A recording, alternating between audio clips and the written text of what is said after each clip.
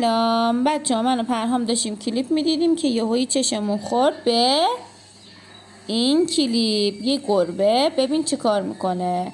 بچه ها به نظرتون این کلیپ واقعیه یا کیکه؟ من و پرهام یه نگاه به هم انداختیم و دویدیم سمت یخچال. اول تخم مرغ، بعد خمیر دندون. حالا پرهام تمامی این مراحل کلیپ رو انجام میده، ببینیم واقعیه یا کیکه. من که میگم کیکه، پرهامم میگه کیکه. نظر شما چیه؟ واقعیه یا کیکه؟